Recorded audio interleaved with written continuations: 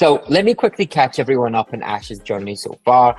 Ash is a seasoned content marketer. He started as a freelance writer and a content marketer before taking a big role at Buffer, where he led the content strategy and grew the blog to millions of monthly page views. In 2020, Ash founded Living Cozy, a home and lifestyle site that grew to around 335,000 page views per month. And then after selling Living Cozy in August 2023, he launched Wellworthy. And recently, he's also invested in a local news publication for Ipswich. Long story short, Ash brings a wealth of experience in content marketing, SEO, and brand building, with a focus on using content to drive growth and create lasting impact in competitive markets. So, Ash, you've launched Wellworthy in a highly competitive health space, and Living Cozy was also operating in a very, very difficult space in the home niche. Many of those SERPs are dominated by huge established brands like Apartment Therapy and Architectural Digest. What gives you the confidence to invest heavily in content marketing in such challenging markets? Yeah, that's a good question. And to be honest, I think had I have thought about it before I started Living Cozy, I probably wouldn't have. But I think with Living Cozy, it was just, things spiraled. Like it started out as a project I put together over a weekend, just like a directory of home and furniture brands. Then I wanted to scale the traffic. So I learned on my experience in content marketing and SEO and started going after like a bunch of like low competition keywords. So like one of the first articles we started getting a bit of traffic for, and I say a bit, maybe like 200 visits a month, was a roundup of direct consumer furniture brands. And from there, I kind of started like looking through the SERPs and looking at like a bunch of different like keywords and themes and topics. And the thing I realized was like a lot of these big brands like Apartment Therapy, they were definitely one where I kind of, after doing the research, was like, I think we can outrank these, because a lot of the big companies, like you can tell they're just churning out content. They have a list of like probably 200 keywords. An editor will just spend a couple of hours writing an article, put it out there, and they'll rank because of their domain authority, not necessarily because the content is great. And, I remember seeing a few results. I can't remember the exact keywords, right, looking back like 3-4 years ago, but, there was some where I'd land on the website, I'd read the article, it was like 750 words. There were like no original images. It was written like 2 or 3 years ago. And I just kind of had this like theory that, if I put everything into ranking for this particular keyword, like we'll be able to win it. Because like to Apartment Therapy, a keyword that might generate like 100 to 500 clicks a month, they honestly don't care about and they won't notice that traffic.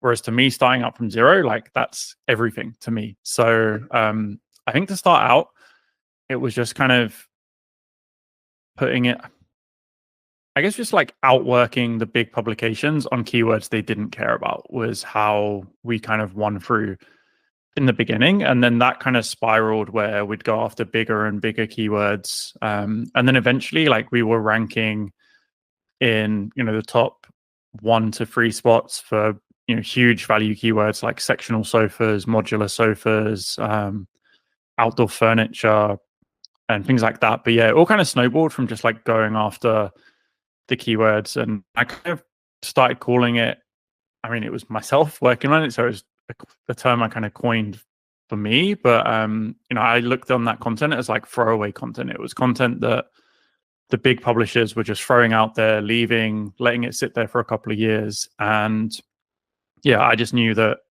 if I put everything into it, we probably could start nicking some of those. Cool. Okay, that's interesting. So in the beginning, you were looking for throwaway content opportunities, and then you built up, and once it started to snowball, you went after the more difficult keywords. How do you prioritize the keywords? How did you know you were ready to go after those more difficult keywords? Yeah, so I think a lot of the kind of confidence came from the traffic kind of growing. Like month on month, we were getting more and more rankings and traffic and affiliate sales for those like smaller keywords. And eventually it just kind of became like a numbers thing. Like I, was really, I guess, lucky in the first like 2 months Living Cozy was live. We got an affiliate commission from someone buying a sofa, and that was like $100 and something, and that just made me realize, like, if I can get $100 for every sofa someone buys, like that's where I should focus my time. Like, 10-15% of a $5,000 sofa or a $2,000 sofa is much more than you can get selling the smaller accessories. So we just went all in on sofas, and I kind of like reached a point where I just started publishing content for the big keywords. So it's probably like 6 to 9 months in. And my approach was very much like, I called it like layering up. So for example, we'd write a guide on sectional sofas, and the original, if I look back on it now, like I'd probably say it was awful. It was me picking out like 10 sectional sofas that, were from brands that had affiliate programs that I thought, consumers might like. They had good reviews online. Like I'd done a bit of research and made sure they were legit products. But then over time, that piece, the next layer, I reached out to interior designers and furniture experts and got them to share their recommendations. Like, what are the sofas that you're placing for clients the most? And they would give me a quote about what they love about the sofas, what their clients love. And that was kind of the next level. Then it was like, okay, we were getting a bit bigger, making a few more affiliate sales. I would reach out to brands and say, can we review one of these sofas? And yeah, eventually the article ended up being about, sectional sofas. It was like 20 sofas. I think we'd reviewed like all of them. There was one point where I think I had about like 10 sofas being shipped to different writers across the US, to do first-hand reviews. We'd published the review as a separate article, link back to the sectional sofas, like article, feature quotes from the review in the sectional sofas guide. But yeah, I think like to kind of go back to the question, like what gave me the confidence, it was just things were snowballing, things were heading in the right direction. And then with the big keywords, my approach was kind of like, let's get the content out there and improve it over time. Because yeah, sometimes I think like, yeah, done is better than sitting in your drafts. Even if the content isn't great and in 5 years you might not be proud of it, like it's out there. And, before we ranked for the keyword like best sectional sofas, we ranked for hundreds of smaller keywords with that article. And yeah, it kind of like got to a point where I was confident we could kind of rank for almost anything and compete with any of the big publishers in the space.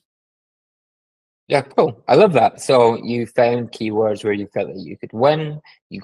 You won, you built the confidence, and then you worked your way up, and then it sort of snowballed from there, and you got the momentum. That's pretty cool. Did you apply the same strategy to your new site, Wellworthy?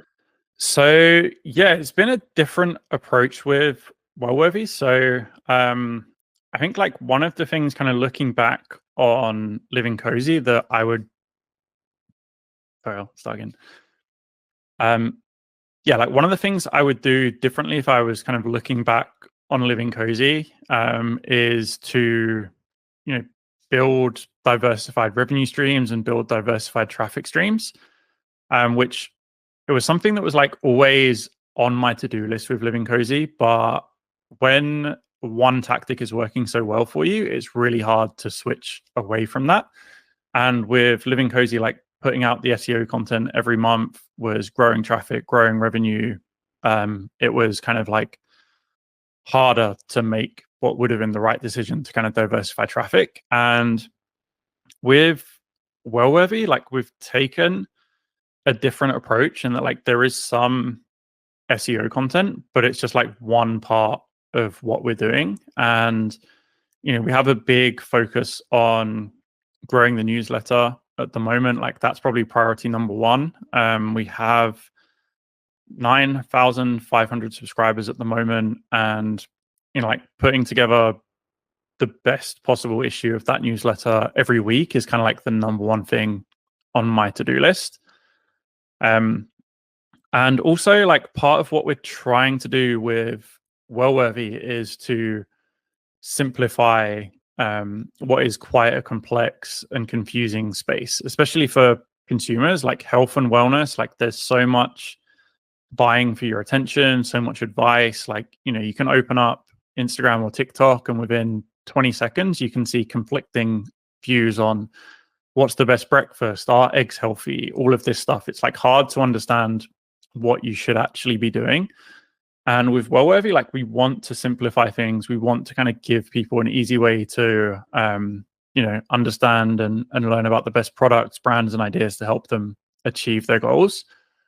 And one kind of realization we had early on, because like we started putting out SEO content when we launched, was a lot of these articles, like, they are 2,000 words, they're long, they have to be to rank. And I think like part of the problem with search now is it forces everyone to kind of play the same game, in that you have to mention the same keywords. Like if certain brands are recommended, you probably need to talk about them if you're going to rank. And when you look at the SERPs for a lot of health and wellness stuff, like I think sites like Healthline, health.com, like they're good, but I can read 2,500 words on their site and not really know what action I need to take afterwards. So we kind of pivoted a bit on the content strategy of Wellworthy to focus on like shorter, to the point articles that really tell people exactly what they need to know about a topic. So if we're writing about VO2 max, like we'll try and sum up in like 400, 500 words. Here's what you need to know about VO2 max. And then we'll try and distribute that through our email newsletter, and then also through like the experts that we quote within it. And like, I'm sure we will do more SEO content, and like, we still do put out a couple of articles a month, but it's trying to kind of find a way to do SEO that also helps us to kind of deliver the type of content that we want to deliver. Cool. Interesting. So do you start with the idea and then go, okay, we'll do a newsletter and then an SEO blog? Or do you look for those throwaway content opportunities for the blog, and then that might become the newsletter, or that might become posts for social media? How do you approach that? Yeah, so with Wellworthy, it's kind of like looking a lot at like trends and like what people are focused on, like what is going on in the industry right now, and we'll kind of start from there. And I think when I'm planning kind of like the newsletter, which is kind of like the number one thing I focus on, I'll kind of look at, okay, like what time of year is it, what are people thinking about at the moment, what new interesting studies have come out lately, and kind of go from there. And like a lot of what we do is essentially like we want to kind of put things on the menu for people, because like living a healthy life is really straightforward. It's just really hard to do those simple things, right? Like if you want to be healthy, sleep well, or like we have these kind of 4 pillars, right? Like eat, sleep, move, recover. And it's like, if you want to live a healthy life, eat real foods, make sure you sleep well, make sure you move, whatever that means for you. It could be walking, running, golf, gym, and then make sure you look after yourself and recover. Maybe that's like sauna, stretching, whatever it is. So we'll kind of like look at those 4 pillars and say like, okay, what can we talk about this week that makes sense to people in the moment? And then from there, you can kind of like break down, okay, like here's what the newsletter looks like. And if we want to kind of cover an SEO article on this, like here's what that could look like. And here are some products that we can review under this. And trying to kind of cover topics in a range of different ways. But yeah, I think like we start now with what's the idea and like why is it going to resonate with people. So like we had a post a couple of weeks ago that done really well. Like it got shared quite a lot on on social, and like was one of the most engaged social posts we put out. And it was just about like the rise of alcohol-free socializing and like how that's changing things. And the crux of that idea was kind of like, well, yeah, it's a trend. Like non-alcoholic beers are growing a lot. There's a lot of brands in that space.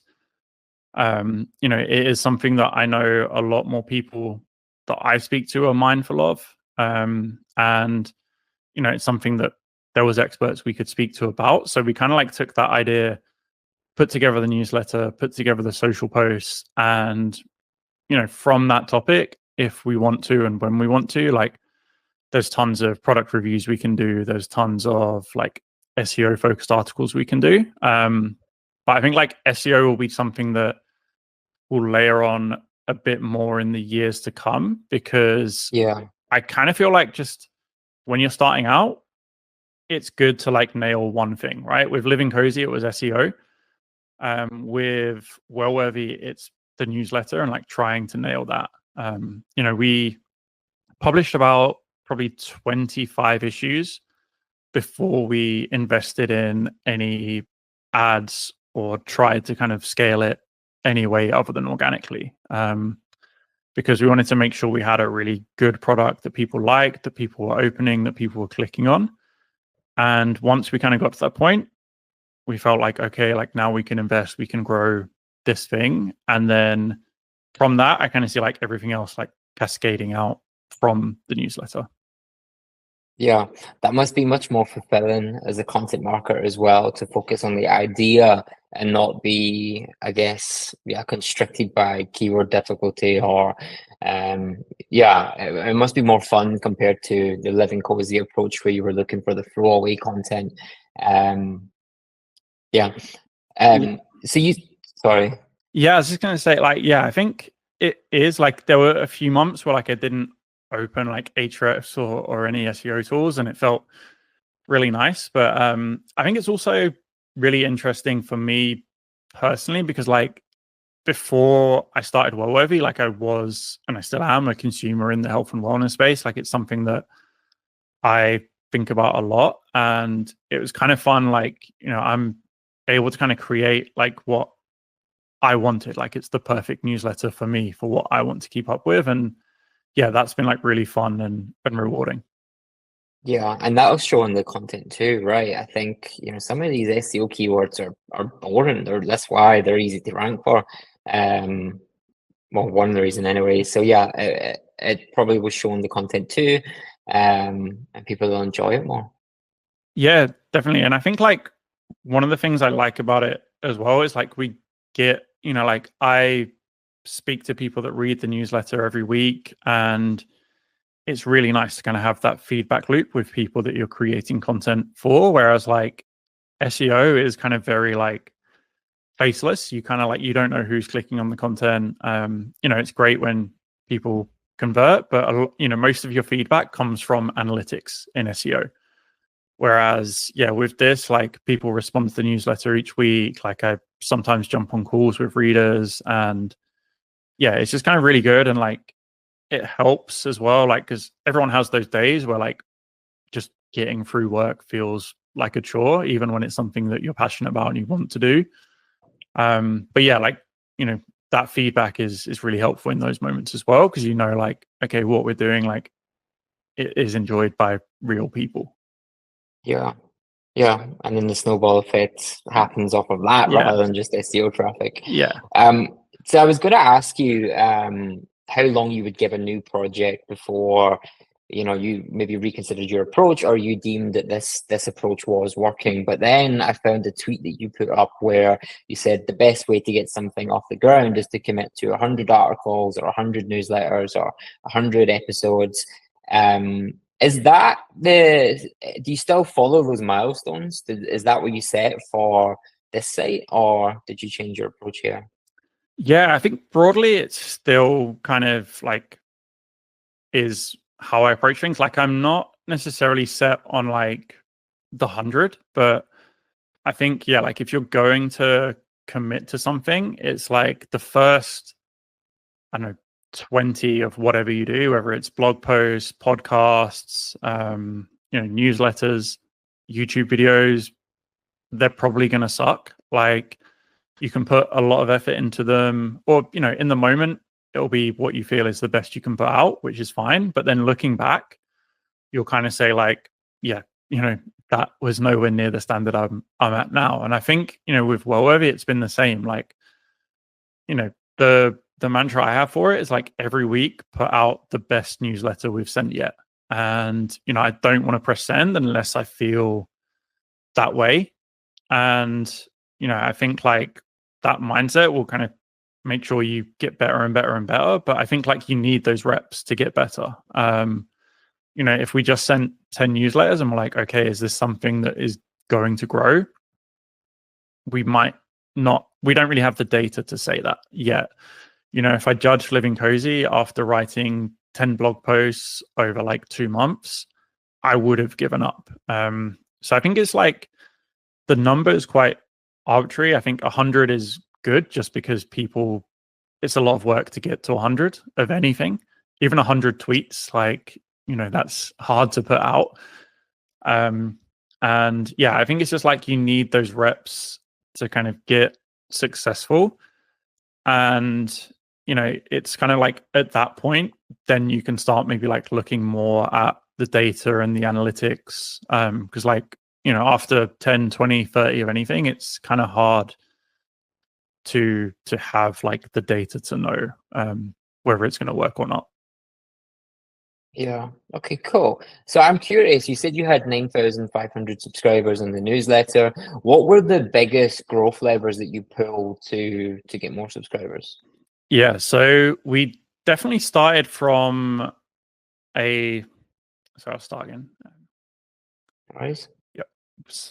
So when we launched the newsletter, like, we definitely had a really strong starting point and a leg up in my co-founders of Wellworthy. So it's myself and then a couple of guys in the US that run a kind of like media investing, consulting, recruiting business in the health and fitness space called Fit. And they have a newsletter called Fit Insider.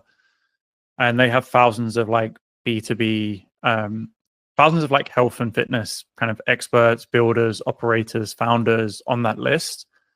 And that kind of like gave us a leg up in that their existing audience on the newsletter and their existing social audiences kind of got us to the first like 1,500 to 2,000 subscribers quite quickly. So we kind of went from like 0 to 1,500 in a couple of weeks.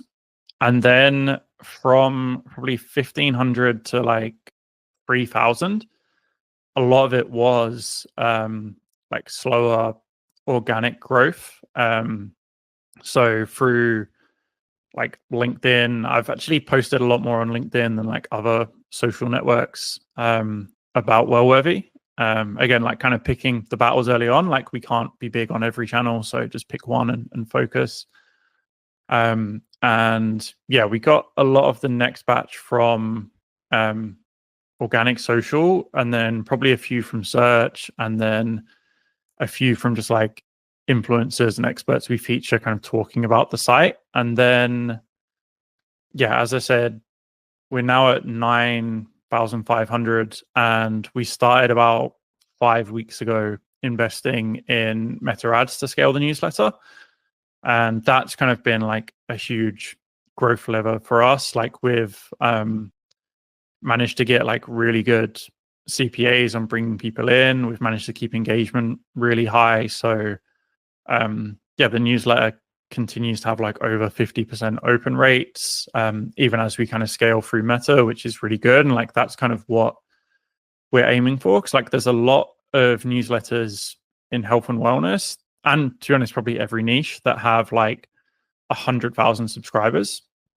But then if you dig into the engagement, it's like next to zero. And for us, like, we want to scale, but we want to scale with people that enjoy what we put out. So yeah, like Facebook has been, or Meta kind of as a whole, has been the number one growth lever so far. Cool. Interesting. What made you pick LinkedIn as the main social platform? Yeah, so I think with LinkedIn, There's definitely one advantage in that one of my co-founders already has quite a big audience on LinkedIn. So he's got about 50,000 followers, I think. So piggybacking off that was one thing. And then I think for us, like, we talk a lot about, like quite expensive health and wellness products and brands. And, the audience on LinkedIn probably skews a bit more towards the type of audience that are going to buy those products.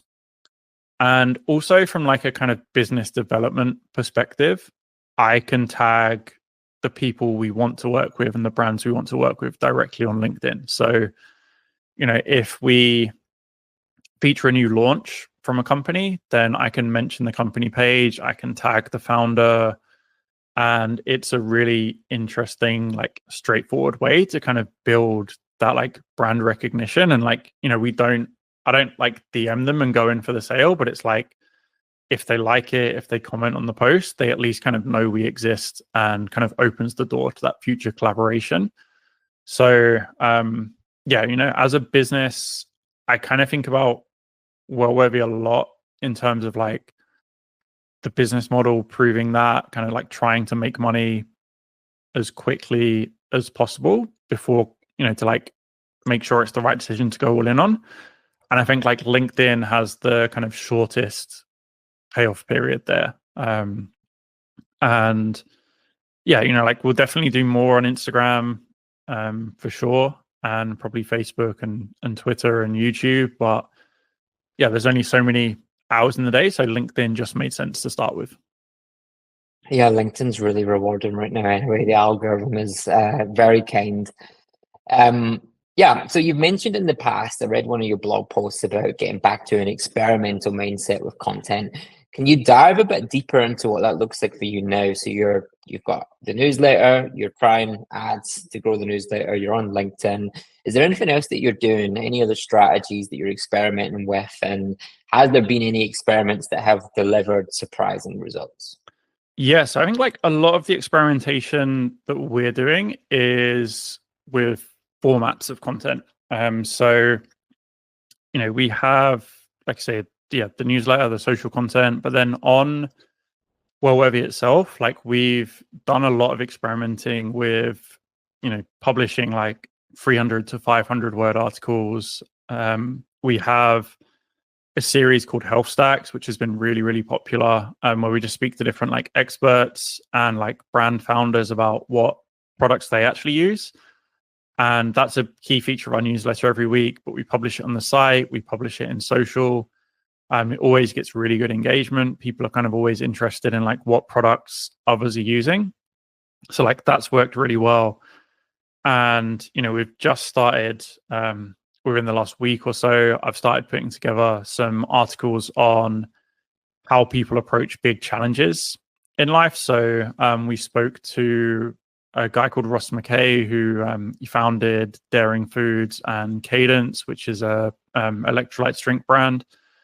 And he just ran his first marathon last month. So we spoke to him about why he wanted to do it, what training was like, what products he used, what he'd do differently.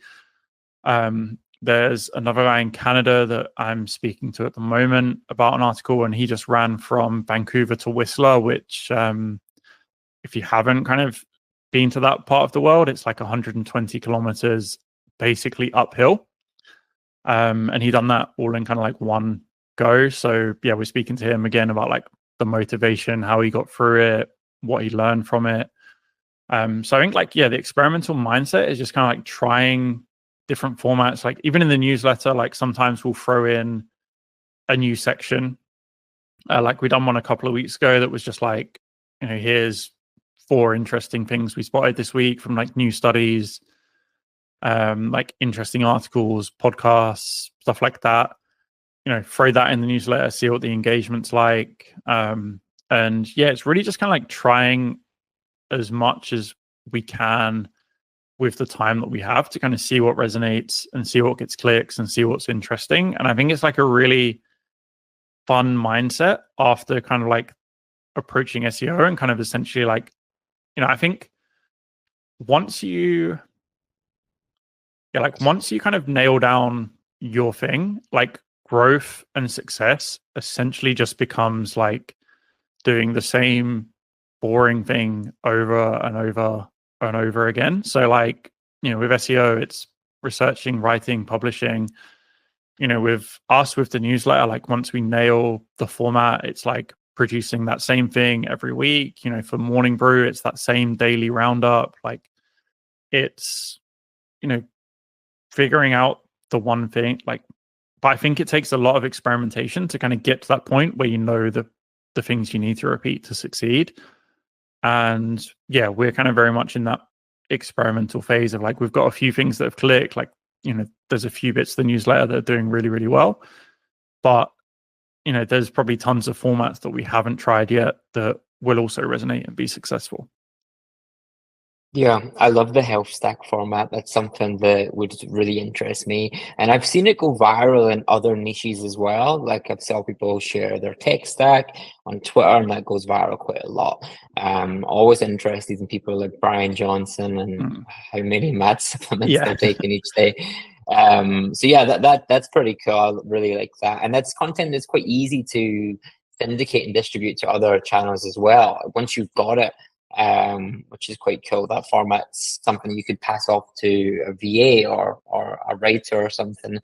Do you have anyone else on the team? What does the team look like at Wellworthy? Yeah, so it's myself, and then like my two co-founders, Joe and Anthony. They're day to day, like they help out a lot with like business development, a bit of like kind of editing and like strategy and stuff like that. Then it's myself, and then we have another writer, kind of freelance writer, that helps out with some reviews and kind of like helping me curate the weekly newsletter. And then we have a bunch of freelancers that we work with kind of like as and when opportunities arise. But yeah, full time, it's only really me at the moment, and then just kind of supported with freelancers. And that's a kind of similar approach that I had with Living Cozy, was just like keep things as lean as possible. Because then you can kind of like ramp up and ramp down as much as you want whenever you want. And like there's not always people kind of looking for work, or people that you have to keep busy and manage, because that's also a time suck. And like I don't necessarily think that like my strengths are in managing people directly. So yeah, I like to kind of play to my strengths and like to kind of keep things lean. Yeah, no, I like that a lot. And you also have a very high quality, so it's much easier to control this way, right? If you were going to scale up, like you did with Living Cozy, you produced a lot of content. How did you avoid compromising quality when you outsourced? Yeah, so I think the kind of key thing for me was just finding writers that I could trust. So, a lot of writers that had backgrounds like publishing for some of the big names in the space, that were kind of experts themselves. But then I think like the biggest part of the quality was the amount of work we put in before we started writing. So, with Living Cozy, I would share a content brief with someone, and quite often it would be 1,500 to 2,000 words before they started writing. And that was because, I would interview experts about every topic and essentially just give a writer like the subheadings, the kind of bones of what we want the article to be. And then ideally every section would have a bunch of quotes from experts that they kind of pick and choose or paraphrase from. And that just kind of made, for me, it was like, I'm not necessarily relying on the writers to go out and research things. Like they can spend their time just focusing on writing good content. And I know whatever the article kind of says, whatever direction we take, like is backed by experts. And that's kind of been like a key thing, I think, for me, like throughout my career and like projects, is just making sure that like everything is expert driven. So whether it's like SEO content on Living Cozy, with 1,500 words of expert quotes going into SEO articles, or now with Wellworthy, like every feature we write in the newsletter, it starts with the topic, the theme, the idea. But then before I craft the story and the narrative or kind of come to any conclusions, we get expert thoughts and base what we're saying on kind of what those expert voices tell us, essentially. Because I think like a big kind of realization for me, like early on with Living Cozy, and then I think also kind of throughout my career, like whether it's been a Buffer where, we were talking about social media marketing, or I spent a year at a fintech company called Wayflyer where we kind of financed e-commerce brands. Like I'm essentially like, I kind of view my role as like a head of content or a founder of my own brand as like curation. I'm here to kind of curate the best of the industry and to find the best voices, the most interesting ideas, takes, thoughts, whatever it is, and to present them to people. And I think like that's kind of the thing that stands out, is like the curation, getting the experts to kind of like share their thoughts, because, looking back at say Wayflyer, like no one cares what I think about e-commerce finance management. Like I'm not an expert in it. No one cares what I think about interior design at Living Cozy, or what I think about a certain sofa that I've never sat on in my life. Like my opinion is irrelevant there. And the same with like Wellworthy, like my opinions on how to improve your VO2 max, like they don't matter. But a scientist who's dedicated his career to that, his opinions matter. And like my role is to, uncover those opinions and feature them in the content, essentially. Do you think you'll ever try and shift it so that you become the subject matter expert in like maybe 5 years? Are you ever going to try and transition in that direction, or are you just comfortable in knowing your role? Yeah, I think just like I'm comfortable kind of knowing my role. I think like the only time I could see me kind of becoming the subject matter expert is like if I'm essentially like the guinea pig for any type of content, right? Like, if I'm talking about how to train for a half marathon and I'm currently training for a half marathon, like, in that respect, like I am in a way the expert, but I would also kind of want to include expert thoughts to back up my experience, right? So like, for example, I would kind of think about it like, instead of me just writing my half marathon training guide, it would kind of be like, here's my half marathon training guide, but 6 weeks in, my knee started hurting. So let me speak to an expert. Why is that? How do I get over it? How do I figure out if it's runner's knee? And if it is runner's knee, how do I get over it? And then it's kind of like back to me and saying like, I learned that, I fixed it, here's how, and kind of going from there. But I still think like you're essentially acting as, I think like as a content marketer or a writer or a journalist or whatever you want to call it, you're essentially kind of acting as a guide to kind of help the reader get where you're going. And, like the guide, you see it all the time in like documentary shows and like, people can't see this, but I've got a big poster or big artwork of Anthony Bourdain behind me. And like, I love his work. And like, if you ever watch any of his shows, like he'll go to a new city and, he'll go sit in a local bar, or he'll go speak to a chef about what life is like in that city, like what the culture is, what food means to them. And I think like, whether I'm, Living Cozy talking about interior design and furniture, or Wellworthy talking about health, it's like my job is to kind of like be that guide, to speak to the real experts and to put what they know to be true, or their thoughts, their ideas out there into the world. Yeah, very cool. Very cool. How do you, when you do these expert interviews, how do you get how do you get them to open up? How do you get them to share their thoughts? How do you get to extract like the golden nuggets? Yeah, so I think a lot of it just comes from having really good questions and doing your research. Like I think answers are only ever as good as the questions that are asked. And I often find like if it's just over email, then because most experts will kind of send their responses over email. Like I will spend a lot of time reading what they've put out there before, figuring out how I can kind of get good questions. And like oftentimes I know vaguely what I want them to say. So I'll kind of like reverse engineer it and say, like, if I want an answer that says X, Y, and Z, I have to ask a question in this style. And I think like if you want people to open up, don't ask questions that are just like, how did this happen? Or like, how did you complete your first marathon, right? Like that's a very kind of to the point question. But if you want people to open up, ask about like specific things, right? Like, how did it feel when you crossed the finish line? At what point in training did you feel like you could easily give up?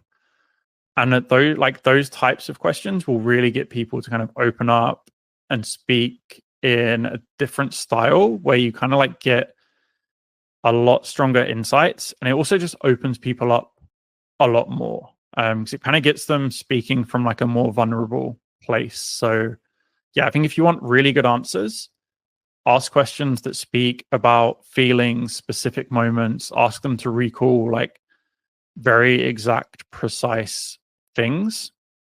And then you get answers that go beyond just like, I did X, Y, and Z. It's like, instead of like, I bought a training plan and then I stuck to it for 3 months, you'll get an answer that's like, the relief of crossing the finish line made it all worth it. Like I had felt these emotions, like I recalled this moment in training when like my coach told me not to give up. Like, and also those kind of answers give you much stronger hooks into your content. So, like if you start with an emotion or a feeling or a specific moment, like it kind of hooks you in a lot more than just like a blanket statement, if that makes sense.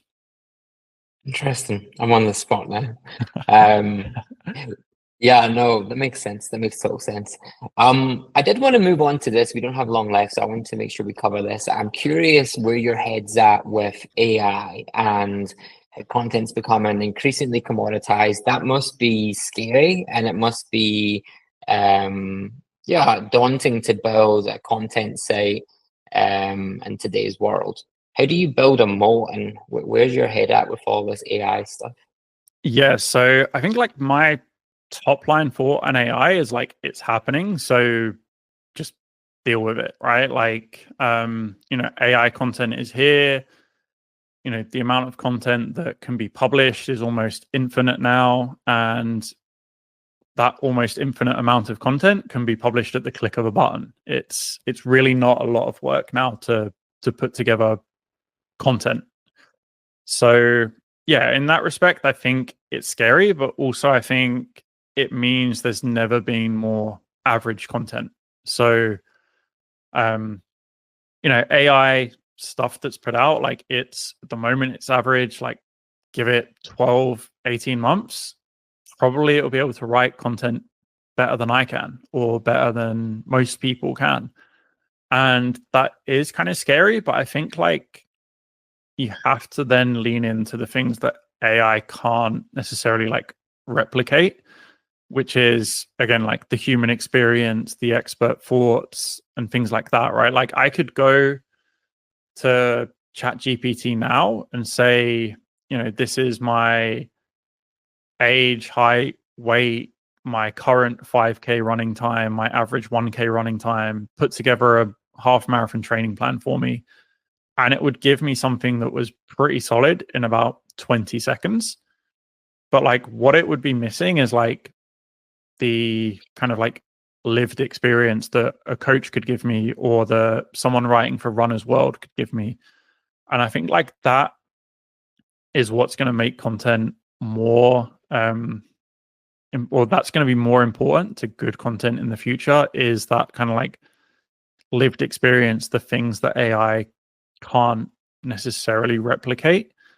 And I think like my, as I said in the top line thought, like it's coming, you can't avoid it. Like I embrace it. Like I use AI every day. Like every piece of content I publish has some involvement with AI. And like sometimes it's I'm feeling stuck. I want a crap first draft. So I'll just like throw a bunch of quotes and ideas at Claude is the one I use the most. And that will kind of like spit out a rough outline or an awful first draft that I can like build from. Or other times I'll take a topic and some quotes we've got and just have a conversation with, the AI and say like, what angles can I pull out from this? Like, how can I create an editorial around this quote and kind of figure out the direction I want to take something in. And yeah, I think like it's a really helpful tool to kind of like actually make your content really unique and stand out. But also I think it's a big opportunity for people that want to create unique content to kind of like to stand out, because when more and more blogs and sites start putting out AI content and embracing AI content, you're just like swimming in a sea of sameness where like something that's slightly unique will stand out a lot more than it did before. Yeah, I've been using GPTs in my workflow quite a lot recently. Not to produce content, I must say I still don't trust it for that. I trust my writers more, but I've been using it for things like we picked up a client. They had something like 250 videos on YouTube, and they didn't have any SEO blogs. But there was so much, knowledge in these YouTube videos by the owner and the founder of the company, and I put it into a chat GPT, and all of that content, all the transcripts, and it now allowed me to easily pull citations. And I thought that was super useful and super powerful. But I must say that it also made mistakes quite a few times. So we had to double check everything just to confirm it was true. So it just acted as this searching function. We couldn't just copy it and take it at first glance. We had to copy it, ask it where it found it, and then go and find the video and do our own due diligence. So it's pretty cool for things like that, but it still amazes me how it makes mistakes and people are just posting them online, oblivious to it. Yeah, I think for me, it's just like a creative partner and like something to kind of brainstorm with, and sometimes to help you get from like 0 to 50% in 10 seconds, or like I say, to kind of brainstorm angles and ideas with. But yeah, like whenever I've tried to kind of put together an article with AI, it's like by the time I've gone back and forth 100 times to get it to put together something that's good, I probably could have like written something myself, or a writer could have written something in that time. Like I definitely don't think it's there yet. I think it will get there, but I also think like going back to kind of that point, like it's a machine. Like it will be able to churn out perfectly SEO optimized articles, but like it still won't beat a really well thought out piece from an expert that really knows what they're talking about. Yeah, agreed. Completely agree. I have two last questions for you, fairly quick questions. First one is, what's the biggest lesson you've learned recently that you wish you had understood earlier in your career? Yeah, I think this is probably, I'm trying to think of a good way to phrase this. Take your time. Yeah. I think like probably just trust the process is maybe a bit cliche, but I think it's something that's really kind of resonated with me since starting Wellworthy, because I think like when you start something new, everything takes time to fall into place, right? Like it's very rare you have a viral success, and you see those, they're the kind of stories that get highlighted on LinkedIn and Twitter, but for most people the process is long, it takes time, and I constantly have to kind of remind myself, like at the end of every week, like you're where you should be, right? Like it's easy to want to be further along, to feel like you should be further along, to see other people in maybe the same industry seemingly having a bit more success. But like, I just think, yeah, everything's a process. It takes time. And, you know, sometimes patience is a very good thing in business and life in general. Yeah, for sure. And then one last quick question. What core skill do you think younger marketers need to develop to succeed in today's landscape? Yeah, I think it's very hard to maybe define as a skill, but I think taste is very important. Like, so much of success online now is like curation and understanding specifically like what makes something good. So yeah, I think you have to kind of like develop your own kind of taste and style. You know, like you can learn everything else from like a book or a YouTube video or a podcast. Like you can learn the basics of marketing, SEO, all of that stuff pretty easily. But developing like your own kind of taste and style is a lot more difficult and a lot more personal. So yeah, I think like that's one of the most important things now. Cool. Okay, Ash, this was awesome. Thank you for coming on the podcast. I appreciate it. Yep. Thanks a lot, Craig. Appreciate you having me on.